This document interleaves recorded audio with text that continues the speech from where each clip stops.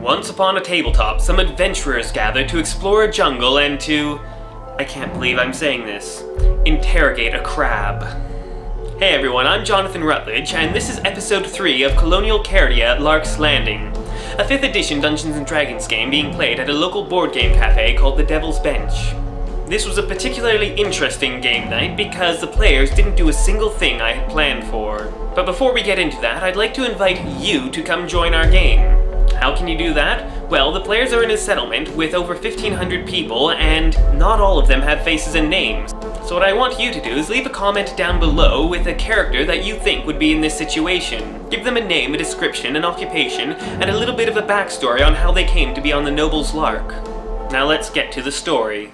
The adventurers have just rescued a young half-orc woman from some bipedal lizards who were raiding the village. They carry her back to her human mother, who alternates between being grateful and shouting at Kordak for allowing her daughter to join his militia. She explains that her daughter hero worships brave fighters like Kordak and wants to be just like them. The adventurers make sure the half-orc is taken care of and settle in for the night. Gilligan, the human mystic, sends his cat Pablo out to explore.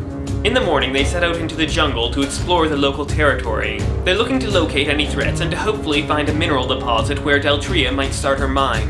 They ask Deltria to join her, but she says she'd rather wait until they find a likely source of ore.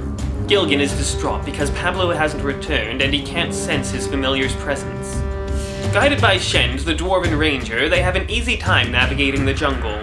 They explore in a zigzag pattern, covering as much ground as they can. They find the jungle filled with animals and lush plants, as they would expect.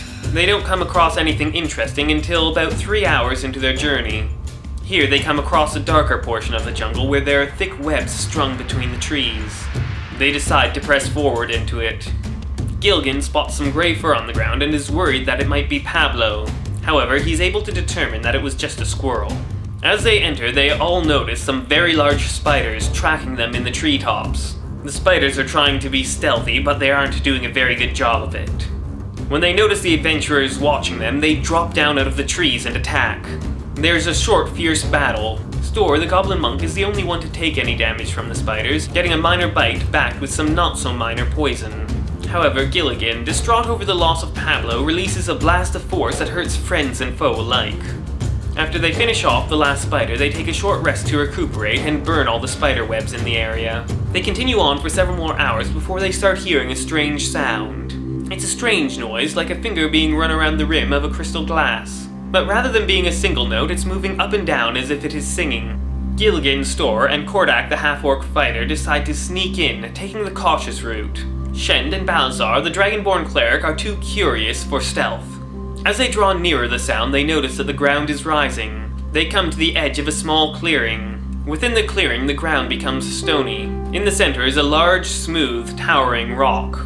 Fascinated, Shen charges in to investigate, but Kordak grabs him before he can get into the clearing. Instead, Gilligan and Stor sneak in to investigate the rock. They find absolutely nothing of interest. Seeing nothing happening to the others, Shen turns to Kordak and says, "Can I go now?" Then rushes in and places his hand on the big rock. The rock is vibrating. He quickly determines that the sound is coming from the rock itself. He also believes that this area might be perfect for the mine Deltria wants to start. With no obvious threat, Balazar and Kordak join the others by the rock. They examine it some more, but determine nothing else about it. Just to experiment, Balazar pulls out his warhammer and gives the rock a good wallop. The sound from the rock changes, ringing out like a gong. The pitch wavers back and forth for a while, harmonizing with itself until returning back to its previous song. Balazar and Shend are fascinated by this until Kordak points out that that sounded like it may have been a dinner bell. The group decides it's time to quickly move on. They continue exploring for the rest of the day, finding nothing else of interest. They decide to make camp out in the jungle rather than go back to the settlement tonight. They set their watches for the night. As the night wears on, nothing happens. They awake in the morning and resume their scouting. Throughout the day, the only interesting thing they find is another one of those giant tracks, equally as old as the other one. That evening, they return to camp to find that the militia size has doubled. "Oh, there you are," the people say. "Deltria was worried that there was a serious threat when you didn't come back. Quick, you must go report to her." Agreeing, the adventurers head over to report to Deltria. As they go, they notice that the extra members of the militia are trickling away, no longer worried about a threat. They report their findings to Deltria, then head off to bed.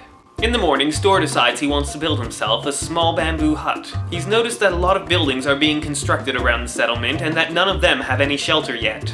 Kordak's militia are making good progress on the palisade around the hill behind the watering hole. It's also worth noting that people are stripping down the noble's Lark for parts. Gilligan starts to work on the 10-hour ritual that will allow him to summon a new familiar, but he can't bring himself to do it. Even after 2 days, he's uncertain as to the fate of Pablo. He decides to go out and find out what happened. He asks Shend to help with tracking Pablo. The other adventurers catch wind of the trip and all decide to go along. They find Pablo's tracks and follow them down the beach for about half an hour. There, they become surrounded by stab marks in the sand and completely vanish. Shend is able to determine that these tracks were made by crabs, some of them very large. At this point, they don't know for certain if Pablo was killed or not. All they know is that he was surrounded by crabs, and that the crabs didn't drag him back to the water. Gilligan knows that familiars come from other planes of existence and they disappear when they die, but Pablo was a flesh and blood cat when he found him. Evidence suggests that Pablo disappeared, but Gilligan has to know for sure. They tie ropes to Shend, who swims out into the bay searching for crabs. He finds a large number on the seabed, 2 of them almost as big as he is. He dives down and tries to provoke one of the big ones into attacking him. He succeeds, but the crab's wild swings are inaccurate. So instead, he grabs onto its shell and gives the signal to pull him back to shore. As he's dragged into shore, the crab continues to swipe at him with its large claws. Just as they get to shore, it manages to latch on to Shen's arm. Balazar quickly casts a spell that allows him to speak with animals and tells the crab to stop. The crab looks at him and goes, "What?" Balazar tries to convince the crab to let go of Shen's arm, but the crab doesn't seem to understand the concept. Giving up on that, Balazar gets straight to the point of interrogating the crab. Recognizing that the crab isn't very intelligent, he keeps the question simple. He asks what happened to the furry thing 2 suns ago. "Look tasty! I grabbed, then gone," the crab expressed. "Thought other crab had, but no." Balazar asks a few more questions, confirming that Pablo does seem to have disappeared into thin air.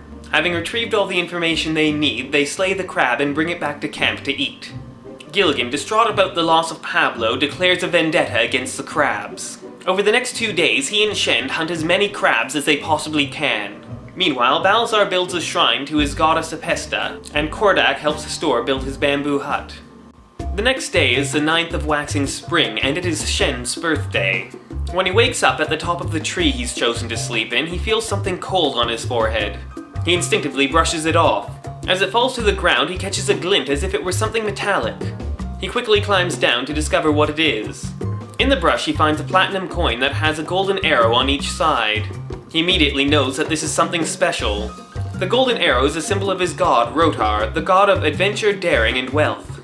He takes it to Balazar, who confirms that it is indeed magical. He spends some time examining it and determines that it is a one-time use magical object that he can use to briefly cast a shield spell on himself, protecting him in a moment of danger. He decides it's a blessing from his god on his birthday. The group prepares to head back out into the jungle. This time their goal is to take Deltria to the Singing Stone to find out if it's a good location for a mine. As an extra precaution, they ask for a couple of volunteers from the militia to accompany them. They find themselves accompanied by Siha, the half-orc woman they had rescued a couple of days ago, and a dwarf that is familiar to Kordak from his past. And that's where this session came to an end. Thanks for watching. If you enjoyed this video, please like and subscribe, and leave a comment down below letting me know what you think. If you want to support the channel, there's a link down in the description, and there's also a link to my website where you can buy chainmail from me. And that's it for today. Check back next week to find out what happens next, once upon a tabletop.